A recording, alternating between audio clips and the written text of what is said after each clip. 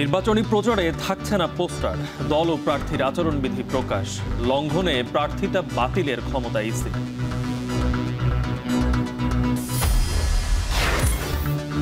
আলোচনা ছেড়ে রাজপথে রাজনৈতিক দল, চলছে কথার লড়াই, ঐক্যমত্যে জনস্বার্থকে গুরুত্ব দেওয়ার তাগিদ।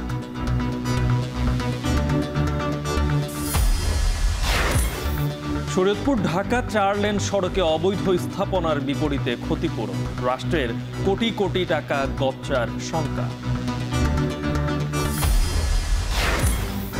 ওয়াশিংটন দামেস্ক তিক্ত সম্পর্কের বরফ গলছে, সিরিয়ার উপর থেকে বেশিরভাগ নিষেধাজ্ঞা স্থগিত যুক্তরাষ্ট্রের।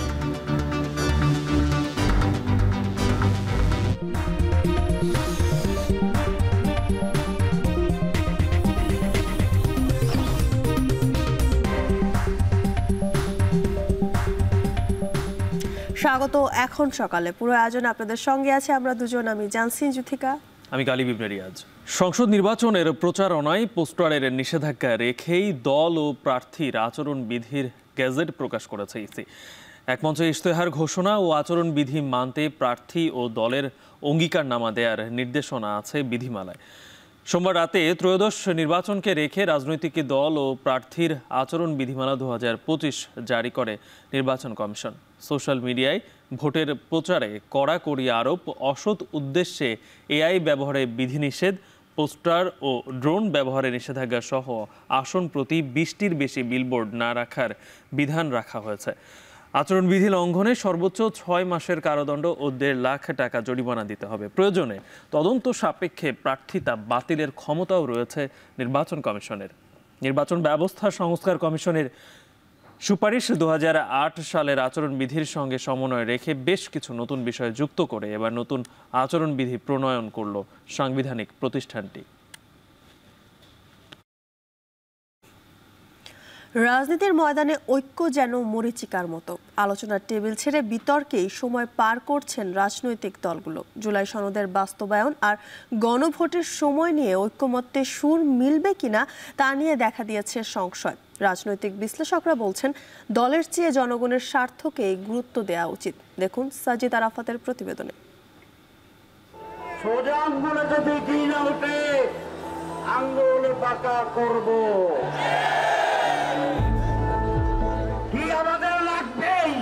ঋণ করে ঘি খেতে চান খান, কিন্তু আমরা বাংলাদেশে গণতন্ত্র প্রতিষ্ঠার জন্য রাজপথের এই ময়দানকে অগণতান্ত্রিক পদ্ধতিতে আর উত্তপ্ত হতে দেব না।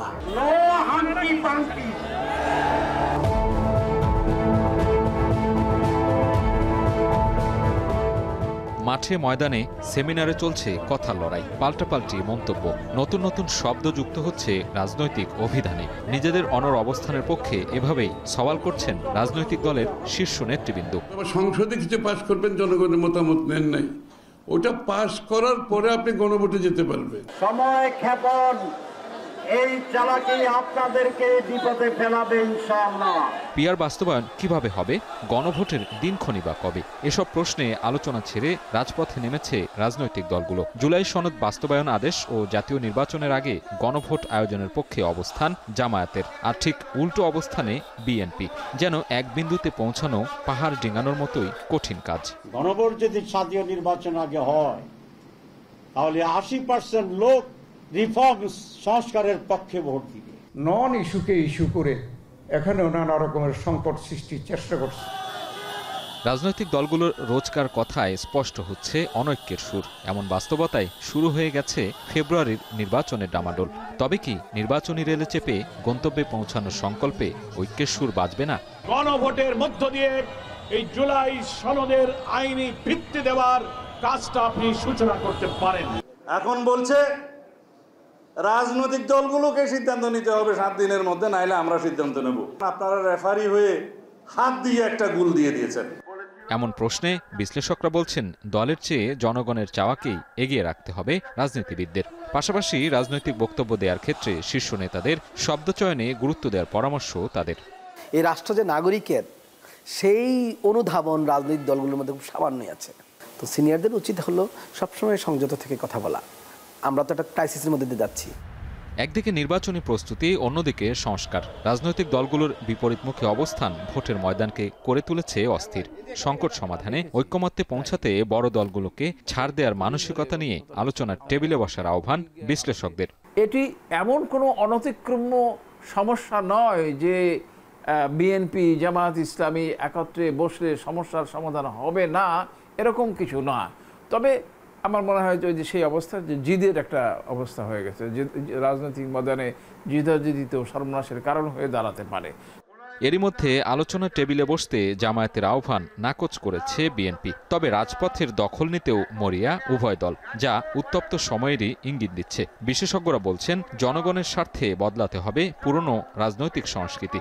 জনগণের রাজনীতির যে প্রবণতা, সেটা এই জনমনস্তত্ত্ব আমাদের মনস্তাত্ত্বিক বা আমাদের নৃতাত্ত্বিক বৈশিষ্ট্যের সাথে সংশ্লিষ্ট। এটা আগে মনে রাখলে আমাদের আর এই মানে ঝামেলা হবে না। রাজনৈতিক দলগুলো বেশিরভাগ ক্ষেত্রেই নিজের একটা লক্ষ্যকে সামনে রেখেই যুক্তিতর্ক উপস্থাপন করে, রাষ্ট্রকে সামনে রেখে নয়। ক্ষমতার লোভ লালসা আর দলীয় স্বার্থের ঊর্ধ্বে উঠে ঐক্যের সুরে সুর মেলাবেন রাজনীতিবিদরা। নানা পথ, নানা মত মিলবে একই মোহনায়, প্রত্যাশা দেশবাসীর। গণভোট ছাড়া বাংলাদেশে নির্বাচন হবে না। সাজিদ আরাফাত, এখন, ঢাকা। জামায়াত নানা অজুহাতে দেশকে অস্থিতিশীল করার চেষ্টা করছে। সোমবার ঠাকুরগাঁওয়ে নেতাকর্মীদের সঙ্গে মতবিনিময়ের সভায় এমন অভিযোগ করেন বিএনপি মহাসচিব মির্জা ফখরুল ইসলাম আলমগীর। এর আগে দিনের কয়েকটি অনুষ্ঠানে ঠাকুরগাঁও সদর আসনের মানুষের ভোট প্রার্থনা করেন তিনি। মোকাররম হোসেনের প্রতিবেদন।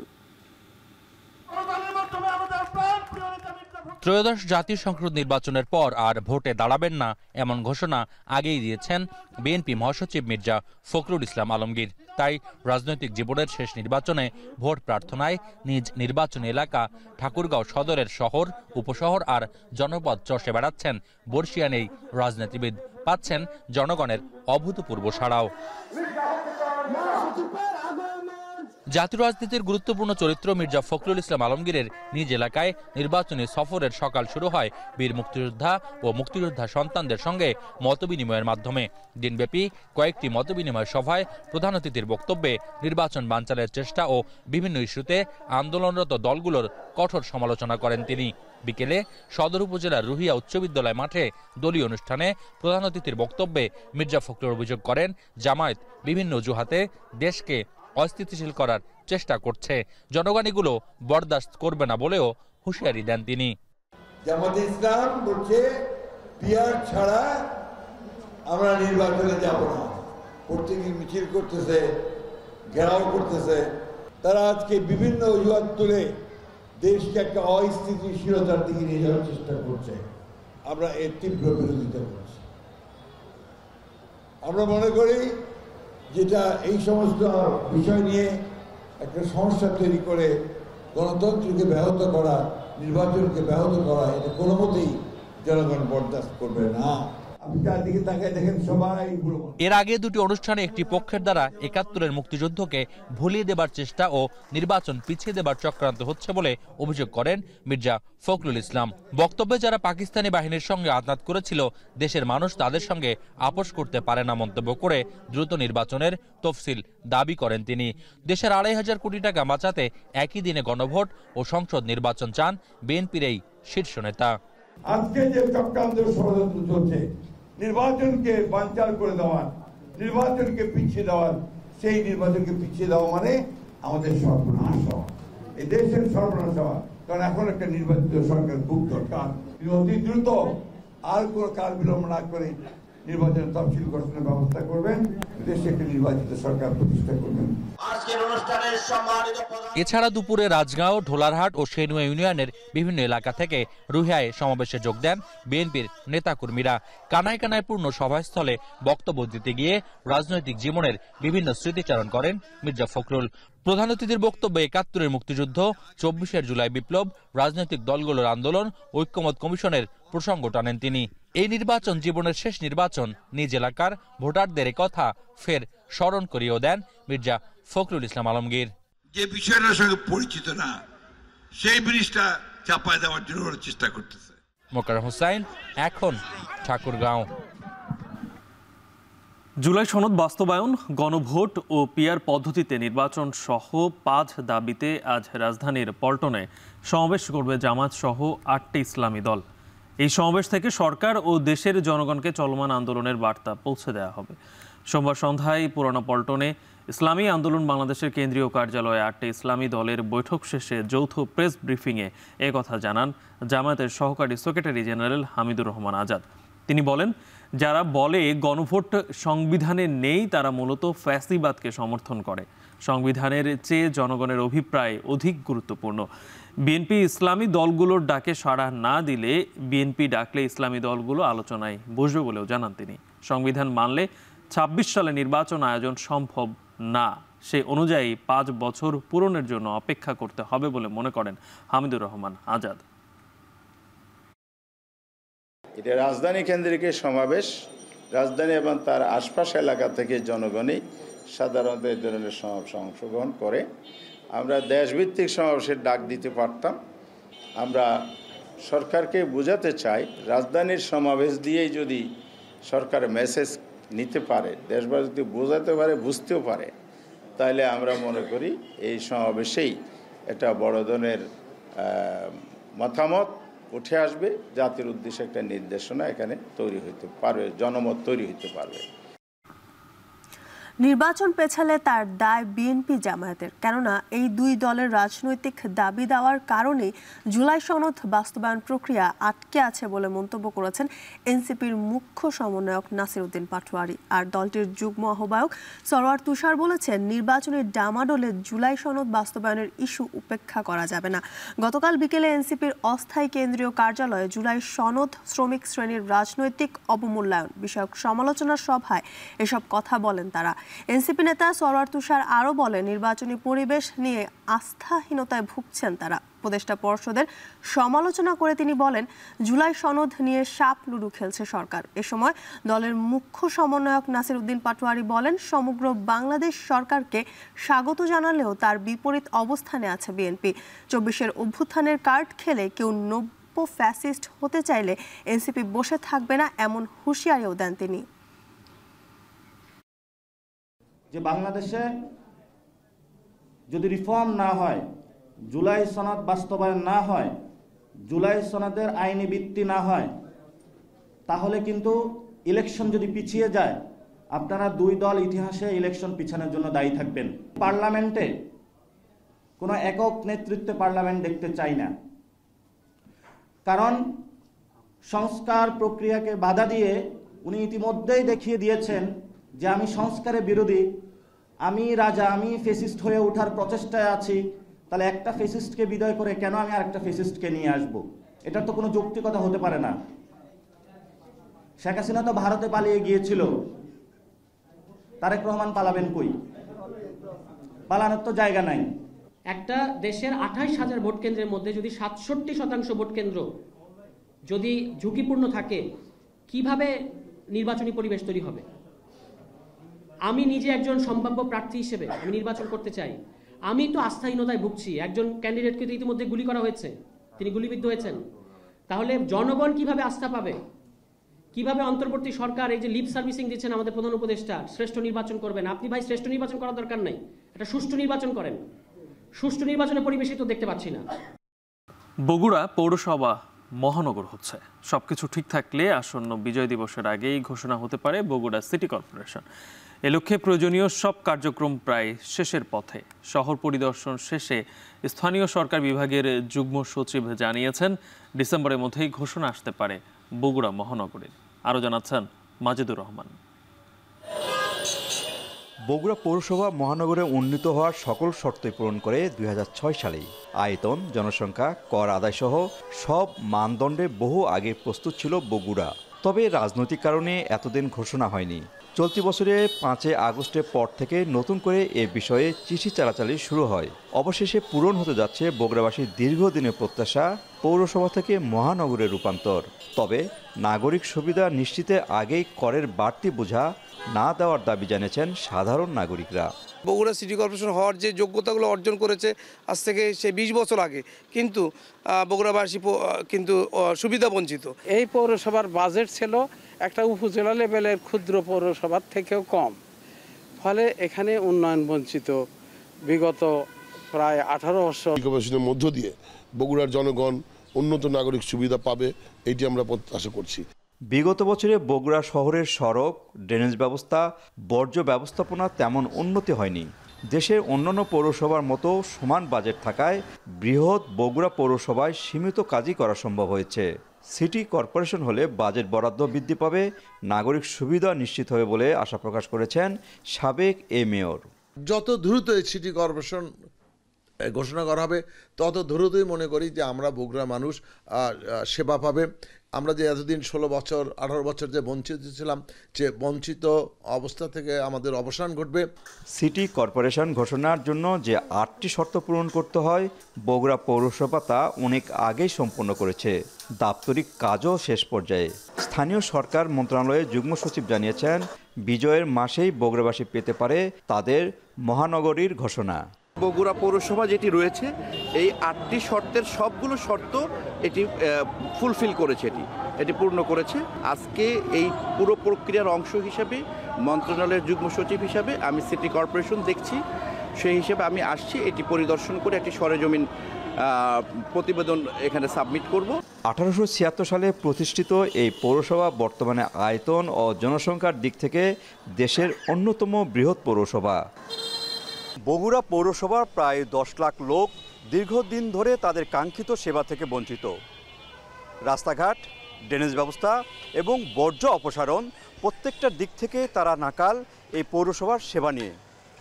তারা খুঁজছেন সিটি কর্পোরেশনের মাধ্যমে এই সমস্যার সমাধান। বগুড়া পৌরসভা থেকে মাজিদুর রহমান, এখন। শরীয়তপুর ঢাকা 4 লেন সড়ক সম্প্রসারণ প্রকল্পে বেশি ক্ষতিপূরণ পেতে অধিগ্রহণযোগ্য জমিতে স্থাপনা নির্মাণ করেছে একটি চক্র। আগে এসব স্থাপনা জনস্বার্থ বিরোধী হিসেবে বাতিল হলেও ফের নতুন করে এসব স্থাপনার বিপরীতে ক্ষতিপূরণ দেওয়ার উদ্যোগ নিয়েছে প্রশাসন। সংশ্লিষ্টরা বলছেন, অবৈধ এসব স্থাপনার বিল পরিশোধে সরকারের গচ্ছা যাবে কোটি কোটি টাকা। সজীব খানের ক্যামেরায় কাজী মনিরুজ্জামানের প্রতিবেদন।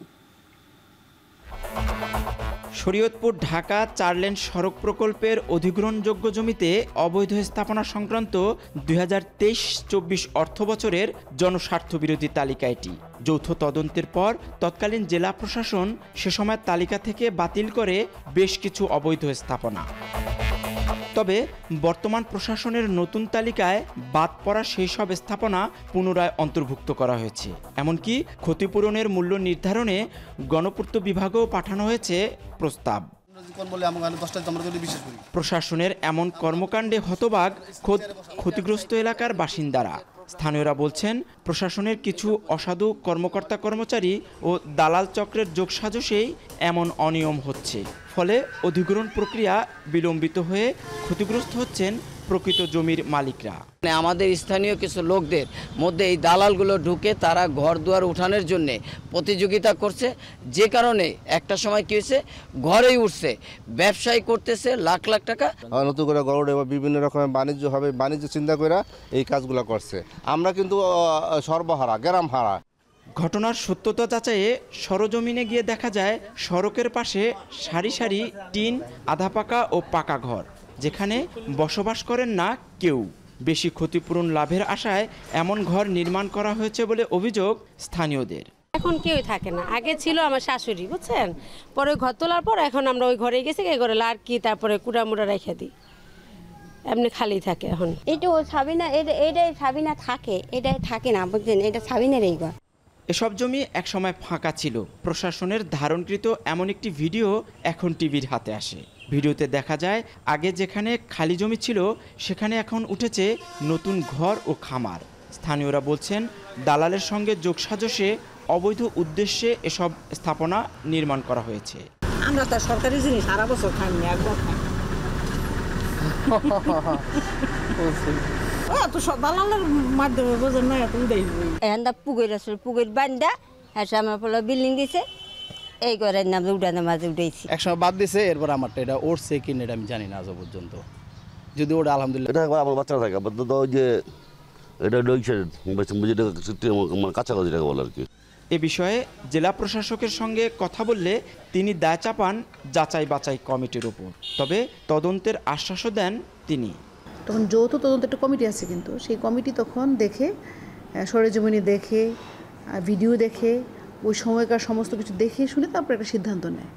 তো সেরকমভাবেই ওনারা করার প্রেক্ষিতে ওনারা দেখে যেটা মনে হয়েছে রিপোর্ট করেছে, সেই প্রেক্ষিতে আমরা পিডব্লিউডিকে পাঠিয়েছি যে আপনি এখন দেখেন। তো এর মধ্যে যদি কারো কোনো আপত্তি থাকে, যদি ডকুমেন্ট থাকে যে না ওখানে ওটা ছিল না বা এটা পরে উঠেছে, যদি সেরকম কোনো এভিডেন্স কেউ দিতে পারে আমরা ব্যবস্থা নিব।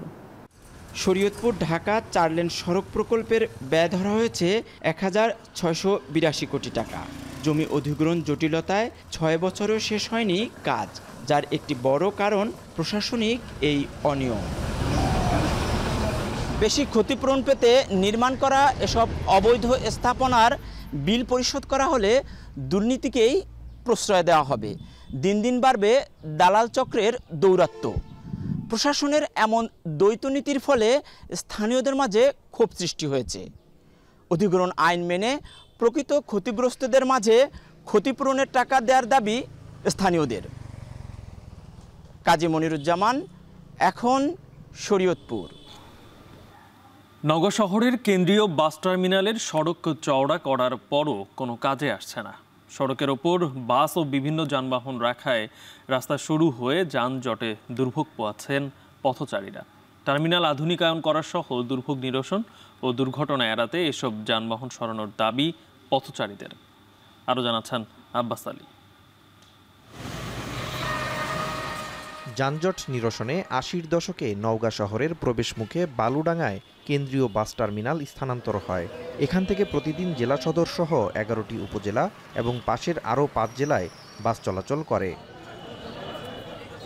জরাজীর্ণ টার্মিনালে পানি নিষ্কাশনের ব্যবস্থা না থাকায় সামান্য বৃষ্টিতে জলাবদ্ধতা তৈরি হয়। নেই বসার কোনো ব্যবস্থা, যাত্রী ছাউনি ও টয়লেট। প্রয়োজনের তুলনায় জায়গা স্বল্প হওয়ায় সবসময় ভিড় লেগেই থাকে।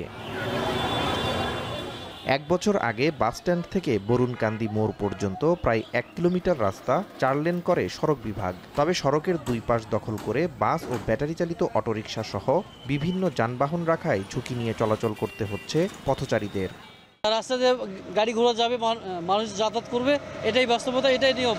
গাড়ি থাকলে অ্যাক্সিডেন্ট হওয়ার সংখ্যা আছে, ভয় আছে। রাস্তাটা সরু ছিল, এখন রাস্তাটা চওড়া হয়েছে, কিন্তু তারপরেও যানজট লাগেই আছে। একই হাল, আগেও যা এখনো। এটা দুই পাশে গ্যারাজ, ঠিকাদারি প্রতিষ্ঠানে বিভিন্ন গাড়ি সব রাখে, পুরা যানজট, হাটেও যাওয়া যায় না, কষ্ট। টার্মিনাল সংস্কার করে আধুনিকায়নের দাবি জানান স্থানীয় বাসিন্দা ও যানবাহন শ্রমিকরা। হুট করে অনিয়মভাবে এক যে গাড়ি ঘুরে দেয়, যে সিএনজিগুলো পার্কিং করে, এগুলো কি ঠিক রাস্তার মধ্যে? এগুলো আমরা চাই নিরসন, চাই এগুলো পরিষ্কার, চাই রাস্তার দুপাশে যেন কোনো গাড়ি না থাকে। এদিকে সড়কের ওপর যানবাহন না রাখতে এরই মধ্যে কয়েকবার মাইকিং করে সচেতন করা হয়েছে। প্রয়োজনে প্রশাসনের সহযোগিতায় অভিযান পরিচালনা করা হবে জানায় সড়ক বিভাগ। আর বাস স্ট্যান্ডের জায়গা স্বল্পতায় বাধ্য হয়ে সড়কের ওপর রাখা হয় যানবাহন বলে জানায় জেলা বাস মালিক সমিতির নেতারা। আমরা ইতিপূর্বে বেশ কয়েকবার মাইকিং করেছি, প্রচারণা করেছি যে যাতে এখানে পার্কিং না করা হয় অযথা এবং যানজটের সৃষ্টি বা জনভোগান্তি সৃষ্টি না করা হয়। কিন্তু তারপরে লক্ষ্য করা যাচ্ছে মাইকিংয়ে কিছুদিন পর রাস্তা ফ্রি থাকলেও পরে আবার আগের মতো চিত্র দেখা যায়। তো সেক্ষেত্রে আমরা তো নিজেরা ওইভাবে জরিমানা করতে পারি না, যেহেতু আমাদের ম্যাজিস্ট্রেসি পাওয়ার নেই আর কি। তো সেক্ষেত্রে আমরা ডিসি অফিসে আমাদের সহযোগিতায় মাঝে মাঝে আমরা করি আর কি, অভিযান পরিচালনা করি। আমরা তো নওগাঁর নাগরিক, আমরাও যে রাস্তাতে আমাদের মা বোন আমাদের ভাইয়েরাই যাই, তারাও সাফার করে, কিন্তু আমরা বাধ্য হয়ে রাস্তার উপরে গাড়ি রাখি, যেহেতু টার্মিনালের ভিতরে কোনো স্পেস নাই, গাড়ি রাখা যায় না। সড়কটি দ্রুত দখলমুক্ত করে জনজীবন স্বাভাবিক ও চলাচলের উপযোগী করার দাবি স্থানীয়দের। এখন নওগাঁ। বরগুনার পাইকারি সবজির বাজারে বেড়েছে সরবরাহ, এতে কিছুটা কমেছে সবজির দাম। তবে ক্রেতাদের অভিযোগ এখনও সহনীয় নয় সবজির বাজার। এ বিষয়ে আরও জানাতে বরগুনার পৌর পাইকারি সবজির বাজার থেকে যুক্ত হচ্ছেন সুজন আকন। সুজন, বাজারে কোন কোন সবজির দাম কেমন দেখছেন? এছাড়া বাজারে সবজির দাম বেড়ে যাওয়াতে বিক্রেতারা এবার কি বলছেন?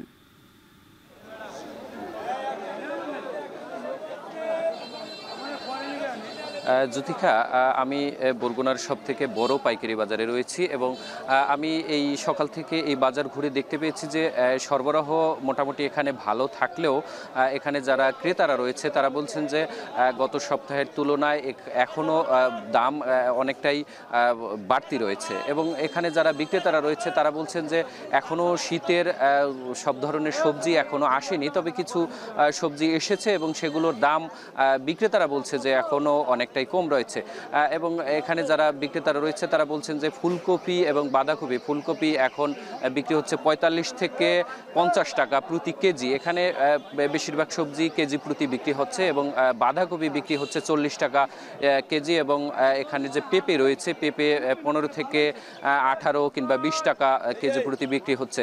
এছাড়াও কাঁচামরিচের যে দামটি আমি যদি উল্লেখ করি, এখানে গত সপ্তাহে কাঁচামরিচের দাম ছিল প্রতি কেজি 80 টাকা, যেটি এখন চলছে 140 টাকা এবং এটি যারা বিক্রেতারা রয়েছে তারা বলছে যে এটি খুচরা বাজারে বিক্রি হবে আজকে 200 টাকা। অর্থাৎ এই যে কাঁচামরিচের দাম সেটি কিন্তু একেবারেই ঊর্ধ্বমুখী এবং বেগুন বিক্রি হচ্ছে, এখানে দুই ধরনের বেগুন পাওয়া যায়, মূলত একটি হচ্ছে 60 টাকা এবং অন্যটি 70 টাকা পাইকারি প্রতি কেজি বিক্রি হচ্ছে। এবং শাকের কথা যদি বলতে হয়, এখানে মূলত শাকের দাম এখানে লাল শাক বিক্রি হচ্ছে প্রতি কেজি 25 থেকে 30 টাকা কেজি এবং এখানে যে পালং শাক বিক্রি হচ্ছে সেটিও 20 থেকে 25 টাকা প্রতি কেজি বিক্রি হচ্ছে। এবং এখানে যারা মূলত এই বাজারে গ্রামগঞ্জের যারা খুচরা বিক্রেতা রয়েছে তারাই মূলত এখানে পাইকারি সবজি এবং শাক কিনে থাকেন এখানে মূলত, এবং এখান থেকে তারা বিভিন্ন গ্রাম এবং মেইন যে শহর রয়েছে এবং বাজারগুলো সেখানেও বিক্রি করা হয়।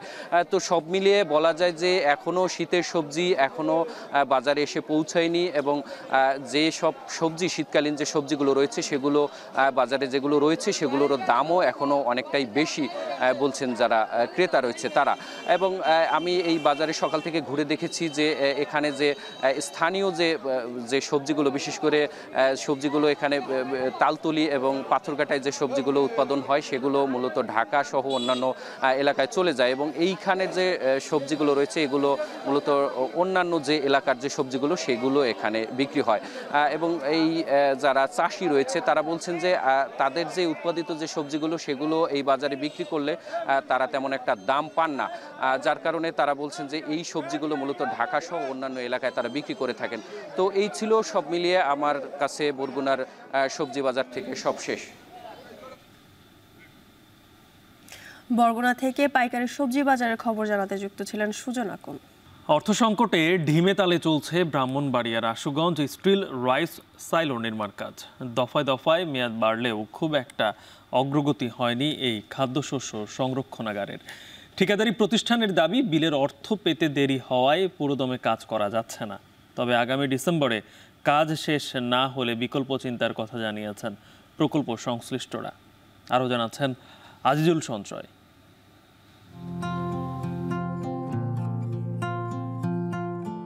ব্রাহ্মণবাড়িয়ার খাদ্য গুদামগুলোর ধারণ ক্ষমতা ২১,৫০০ টন। জায়গা সংকুলন না হওয়ায় প্রতিবার ব্যাহত হয় ধান ও চাল সংগ্রহ অভিযান। বাধ্য হয়ে চাল পাঠাতে হয় চট্টগ্রামের কেন্দ্রীয় সংরক্ষণাগার ও আশপাশের জেলার গুদামগুলোতে।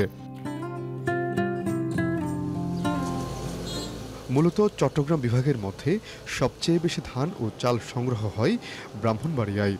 জায়গা সংকুলন না হওয়ার পাশাপাশি দীর্ঘমেয়াদে চাল সংরক্ষণ করতে না পারায় নষ্ট হয় পুষ্টিগুণ। এ অবস্থা থেকে উত্তরণে ২০১৮ সালে আশুগঞ্জের মেঘনাপাড়ে শুরু হয় আধুনিক স্টিল রাইস সাইলোর নির্মাণ। ব্যয় ধরা হয় ৫৪০ কোটি ৪৫ লাখ টাকা।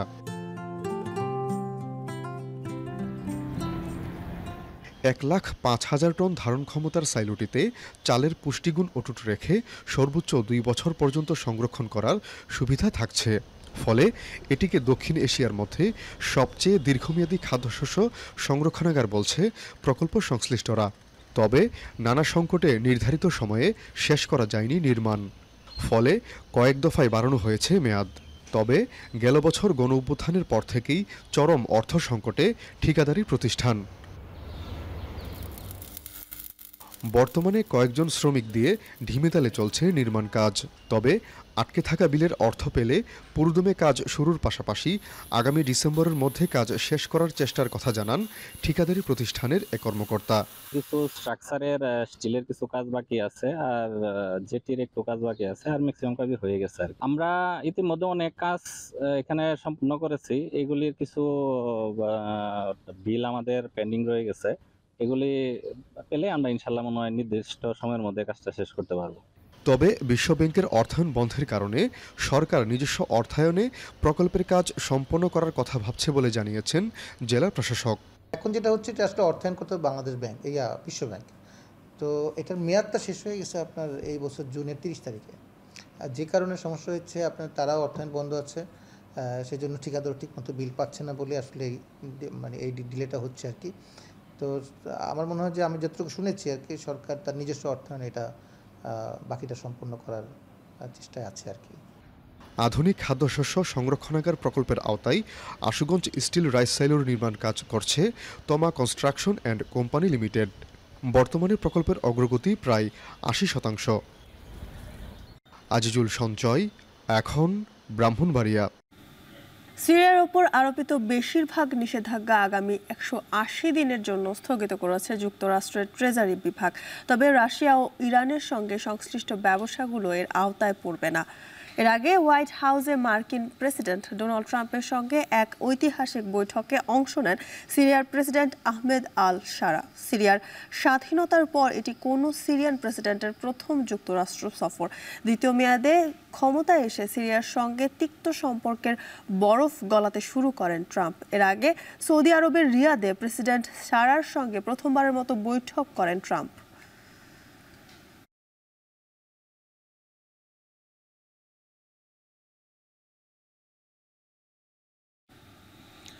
স্থানীয়দের কর্মসংস্থান ও অর্থনৈতিক প্রবৃদ্ধির আশায় পরিবেশগত ঝুঁকির মধ্যেও কয়লাভিত্তিক একটি প্ল্যান্টের কার্যক্রম চালু রেখেছে ব্রাজিলের ক্যান্ডিওটা।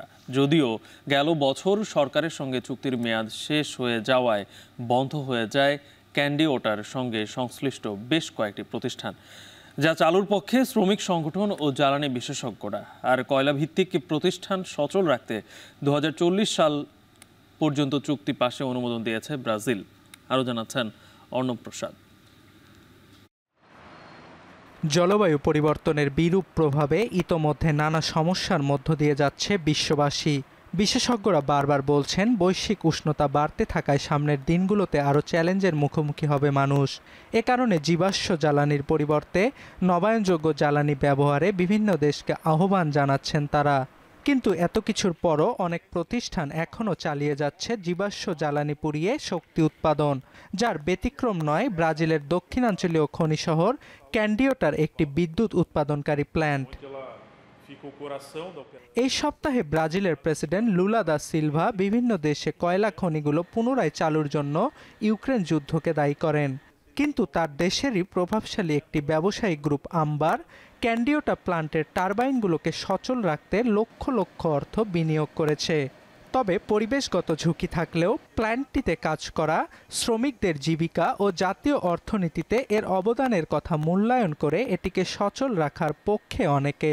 Ela é extremamente importante porque ela é uma usina muito barata. Então, em termos de operação do sistema, ela reduz o custo para dar segurança energética. প্ল্যান্টটি বন্ধ হয়ে গেলে এর সঙ্গে সংশ্লিষ্ট স্থানীয় খনি ও সিমেন্ট কারখানাগুলোতে কাজ করা প্রায় 10,000 শ্রমিক চাকুরি হারাতে পারে। তাই এটি সচল রাখার পক্ষে অনেক শ্রমিক নেতারাও। Todas as pessoas têm vínculo muito grande com a usina. Ali os pais, os avós trabalharam, depois os filhos dos filhos, e o pessoal que está crescendo com certeza também. গত বছর ব্রাজিল সরকারের সঙ্গে ক্যান্ডিওটা প্ল্যান্টের চুক্তির মেয়াদ শেষ হয়েছে। এর ফলে স্থানীয় অনেক ব্যবসা প্রতিষ্ঠান বন্ধ হয়ে গেছে এবং অনেক বাসিন্দা কাজ হারিয়ে শহর ছেড়েছেন। ইতোমধ্যে স্থানীয় অর্থনীতির কথা বিবেচনা করে ব্রাজিলের কংগ্রেস প্রতিনিধিরা এটি সহ অন্যান্য কয়লা চালিত প্ল্যান্টের জন্য 2040 সাল পর্যন্ত একটি বিল পাসের অনুমোদন করেছে। বর্তমানে সৌরচালিত বিদ্যুৎ উৎপাদন কমে যাওয়ায় স্থানীয় চাহিদা মেটাতে ক্যান্ডিওটা প্ল্যান্ট বাজারে সরাসরি বিদ্যুৎ বিক্রি করছে। নানা বাধার মুখেও এটি সহ ব্রাজিলের আরও 5টি কয়লাভিত্তিক উৎপাদন কেন্দ্র দেশটির মোট বিদ্যুতের 3% সরবরাহ করছে। অর্ণব প্রসাদ, এখন বিশ্ব। দক্ষিণ আমেরিকার দেশ চিলিতে বইছে নির্বাচনী হাওয়া। এতে রক্ষণশীল প্রার্থী এভলিন ম্যাথেইয়ের একটি মিউজিক ভিডিও বাড়তি মাত্রা যোগ করেছে। প্রতিদ্বন্দ্বী দুই প্রার্থীকে কটাক্ষ করে তৈরি করা এই ভিডিও নিয়ে চিলির ভোটারদের মধ্যে রয়েছে মিশ্র প্রতিক্রিয়া। অর্ণপ্রসাদের আরও একটি প্রতিবেদন। তথ্য প্রযুক্তির এ যুগে এসে অন্যান্য সকল বিষয়ের মতো নির্বাচনী প্রচারণাতেও এসেছে পরিবর্তন। বর্তমানে বাংলাদেশ সহ বিভিন্ন দেশে আধুনিক সঙ্গীতের মাধ্যমে প্রচারণা চালানোর সংস্কৃতি লক্ষ্য করা যায়, যার ব্যতিক্রম নয় দক্ষিণ আমেরিকার দেশ চিলি। আগামী 16 নভেম্বর দেশটিতে প্রেসিডেন্ট নির্বাচন অনুষ্ঠিত হবে। এর আগে প্রার্থীরা ভোটারদের মন জয়ের মাধ্যম হিসাবে বেছে নিয়েছে সামাজিক মাধ্যমগুলোকে। সম্প্রতি দেশটির রক্ষণশীল প্রার্থী এভলিন ম্যাথেই একটি মিউজিক ভিডিও প্রকাশ করেছেন, যা তার ভক্ত অনুরাগী সহ নানা মহলে প্রশংসা কুড়িয়েছে। Lo encontré medio innecesario y un poco humillante. No sé, no lo encontré como algo que le fuera en pro en ella, sino que es algo totalmente en contra. Ellos también tratan de llegar a nosotros como joven, así que encuentro que está bien que ocupen las redes sociales en ese sentido y que, claro, o sea, abran con más mente de dibujo, cómic, canciones, rap. তবে এর বিরোধিতা করছেন অনেকে। Encuentro que son burlas hacia los chilenos o las chilenas. Es como pensar que ese tipo de trucos que ellos no manejan bien nos van a convencer de algo o atraer de alguna forma. মাত্র কয়েকদিনের মধ্যেই ভিডিওটি ইউটিউবে 2.5 lakh view পেয়েছে। গানটির শুরুতেই এবারের নির্বাচনে এভলিনের দুই প্রতিদ্বন্দ্বী প্রার্থী জোসে আন্তোনিও কাস্ট ও জিনেট জারাকে কটাক্ষ করা হয়েছে। চিলির নির্বাচনী সংস্থা সার্ভেলের তথ্য মতে দেশটির প্রায় 1,60,00,000 ভোটার তাদের পরবর্তী প্রেসিডেন্ট বেছে নেবেন। এদের মধ্যে 18 থেকে 29 বছর বয়স সীমার ভোটার প্রায় 30 লক্ষ। অর্ণব প্রসাদ, এখন বিশ্ব। বিসিবি পরিচালক আসিফ আকবরের ফুটবল নিয়ে বেফাঁস মন্তব্য। সাবেক অধিনায়ক জাহানারা আলমের যৌন নিপীড়নের স্পর্শকাতর অভিযোগ। এসবের পর এবার বাংলাদেশ ক্রিকেট কনফারেন্সের শেষ দিনে অসদাচরণের জেরে সংবাদ সম্মেলন বয়কট করেছেন গণমাধ্যম কর্মীরা। সাম্প্রতিক সময়ে এমন নানা ইস্যুতে জর্জরিত বিসিবি। আরও জানাচ্ছেন আরিফুল ইসলাম সাহাব। একের পর এক বিতর্কিত কাণ্ডে টালমাটাল দেশের ক্রিকেট বোর্ড। গেল বিপিএল-এর ফিক্সিং কেলেঙ্কারি ঢাকতেই ত্রাহি অবস্থা। তার ওপর নারী দলের সাবেক অধিনায়ক জাহানারা আলমের যৌন নিপীড়নের গুরুতর অভিযোগে কোণঠাসা অবস্থায় পড়ে বিসিবি। জাহানারা ইস্যুতে 3 সদস্যের তদন্ত কমিটি গঠন করলেও আরও কয়েকজন সাবেক নারী ক্রিকেটারও মুখ খুলতে শুরু করায় মাথায় অভিযোগের পাহাড় চেপে বসে বোর্ড কর্মকর্তাদের কাঁধে। ফুটবলার হচ্ছে যদি থ্রো একজনের গায়ে আরেকজন লাগে সে মিথ্যা কথা বলছে আমার থ্রো, তাই না? শুরুটাই খারাপ। এসবের মধ্যেই ক্রিকেট কনফারেন্স আয়োজন করে বিসিবি। সেখানেও তৈরি হয় নতুন বিতর্ক। ফুটবল নিয়ে বেফাঁস মন্তব্য করে বসেন বিসিবি পরিচালক আসিফ আকবর। তৃণমূলে ক্রিকেট আয়োজনে ফুটবলকে বড় বাধা উল্লেখ করা ছাড়াও ফুটবলারদের আচরণ নিয়েও প্রশ্ন তোলেন তিনি, যেটি নিয়ে এরই মধ্যে ফুঁসে উঠেছে গোটা ফুটবলাঙ্গন। বাফুফে ভবনে সাবেক ফুটবলারদের একাট্টা হয়ে প্রতিবাদ জানানোর পর বিকেলে বিসিবি সভাপতি বরাবরও চিঠি পাঠিয়েছেন ফুটবল ফেডারেশনের সভাপতি। একই সঙ্গে বিসিবির কাছে স্পষ্ট ব্যাখ্যাও দাবি করেছে বাফুফে, যদিও নিজের মন্তব্যে অটল আসিফ আকবর। এসব কাণ্ডে বেশ বিপাকে পড়া বিসিবি এবার জন্ম দিয়েছে আরেক বিতর্কিত ঘটনার। দুদিনব্যাপী বাংলাদেশ ক্রিকেট কনফারেন্সের সমাপনী অনুষ্ঠানে গণমাধ্যমকে বিজ্ঞপ্তি দিয়ে আমন্ত্রণ জানিয়েও নির্ধারিত সময়ের ঘণ্টা পার হলেও খোলা হয়নি গেট। এমনকি উক্ত সময়ে সাংবাদিকদের সাথে কোনো যোগাযোগও করেননি বিসিবির কোনো কর্মকর্তা। অবশেষে ক্রিকেট কনফারেন্সের মূল আনুষ্ঠানিকতা শেষ হওয়ার পর বোর্ড সভাপতি আমিনুল ইসলাম বুলবুল ও ক্রীড়া উপদেষ্টা হাজির হন গণমাধ্যমের সামনে। তবে ক্ষুব্ধ গণমাধ্যম কর্মীরা ব্রিফিংয়ে অংশগ্রহণে অস্বীকৃতি জানান। সুরাহা করতে এগিয়ে আসেন ক্রিকেট বোর্ডের পরিচালকরা। তবে বেশ কিছুক্ষণ যুক্তিতর্কের পরও সংবাদ কর্মীদের বোঝাতে সক্ষম হননি পরিচালকরা। পুরো আয়োজন বর্জন করেই অনুষ্ঠান স্থল ত্যাগ করেন ক্রীড়া সাংবাদিকরা। আরিফুল ইসলাম সাহাব, এখন, ঢাকা। হাঁটি হাঁটি পা করে টেস্ট ক্রিকেটে 25 বছরের পথ চলা পূর্ণ করেছে বাংলাদেশ। 2000 সালের 26 জুন টেস্ট স্ট্যাটাস প্রাপ্তির পর রজত জয়ন্তীতে দেশের টেস্ট ক্রিকেট। কিন্তু 25 বছরের দেশের ক্রিকেটের সাফল্য ব্যর্থতা কেমন? ফারহান ইসানের প্রতিবেদনে দেখুন বিস্তারিত। আভিজাত্যের খেলা টেস্ট ক্রিকেট। ক্রিকেটের বনেদি ফরম্যাটে নেই বলার মতো কোনো সাফল্য। টেস্টে রজত জয়ন্তী তথা 25 বছর পার করলেও এখনও নিজেদের তলানি বেশ নড়বড়ে বাংলাদেশের। অনেক চড়াই উতরাই পার করে টেস্ট ক্রিকেটে 25 বছর পূর্ণ করেছে বাংলাদেশ। যদিও টেস্ট পরিসংখ্যানটা খুব সাদামাটা। 25 বছরে 154 টেস্ট খেলেছে টাইগার্সরা। এর মধ্যে জয় মাত্র 23টিতে আর হার 112টিতে। 3 ম্যাচ ইনিংস ব্যবধানে জয় পেলেও 47টি হেরেছে ইনিংস ব্যবধানে। টেস্ট ফরম্যাটে বাংলাদেশের দুর্বলতা আসলেই প্রকট। বাংলাদেশের সবচেয়ে বড় জয় ও বড় হার ওয়েস্ট ইন্ডিজের বিপক্ষে। 2000 সালের 10ই নভেম্বর ভারতের বিপক্ষে অভিষেক টেস্টে দারুণ শুরু করে বাংলাদেশ। ওই টেস্টের প্রথম ইনিংসে বাংলাদেশ ক্রিকেট বোর্ডের বর্তমান সভাপতি আমিনুল ইসলাম বুলবুলের দুর্দান্ত সেঞ্চুরিতে 400 রান করে টাইগাররা। বুলবুল 145 রানের নান্দনিক ইনিংস খেলেন। দ্বিতীয় সর্বোচ্চ 75 রান করেন হাবিবুল বাশার সুমন। সেদিন 9 উইকেটে নিজেদের অভিষেক টেস্ট হারে বাংলাদেশ। টেস্টে শ্রীলঙ্কার বিপক্ষে সর্বোচ্চ 638 রান করে টিম বাংলাদেশ। 2018 সালে ওয়েস্ট ইন্ডিজের মাটিতে 43 রানে অল আউট হয় টাইগাররা, যা সর্বনিম্ন স্কোর। এখন পর্যন্ত 13 বার 100 নিচে অল আউট হয়েছে টাইগাররা। দেশের হয়ে সবচেয়ে বেশি টেস্ট খেলেছেন মুশফিকুর রহিম। 20 বছরের ক্যারিয়ারে এখন পর্যন্ত 98টি টেস্ট খেলেছেন তিনি। আয়ারল্যান্ডের বিপক্ষে শুরু হওয়া 2 টেস্ট খেললেই প্রথম বাংলাদেশি হিসেবে 100তম টেস্ট খেলার রেকর্ড গড়বেন মুশফিক। মুশফিকুর রহিমের নেতৃত্বেই সবচেয়ে বেশি টেস্ট খেলেছে টাইগাররা। তার অধীনে 34 ম্যাচের মধ্যে 7টিতে জয় টাইগারদের। দেশের হয়ে সর্বোচ্চ রান সংগ্রাহকও মুশফিক। 12 সেঞ্চুরির পাশাপাশি 27টি হাফ সেঞ্চুরিতে 38 গড়ে করেছেন 6328 রান। 25 বছরের ক্রিকেটে জেতা হয়নি 25টা ম্যাচও। লাল বলের ক্রিকেটে কবে ফিরবে সুদিন, সে অপেক্ষায় ভক্ত সমর্থকরা। ফারহান ইসান, এখন। শেষ করছে এখন সকাল। তার শিরোনামগুলো আরো একবার। নির্বাচনী প্রচারে থাকছে না পোস্টার, দল প্রার্থীর আচরণবিধি প্রকাশ, লঙ্ঘনে প্রার্থিতা বাতিলের ক্ষমতা ইসির।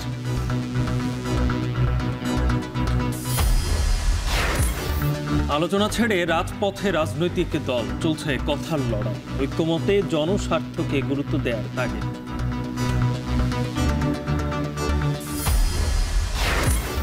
শরৎপুর ঢাকা 4 লেন সড়কে অবৈধ স্থাপনার বিপরীতে ক্ষতিপূরণ, রাষ্ট্রের কোটি কোটি টাকা গচ্চার সংখ্যা।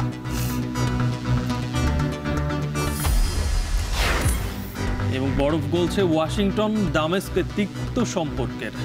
সিরিয়ার উপর থেকে বেশিরভাগ নিষেধাজ্ঞা স্থগিত যুক্তরাষ্ট্রের।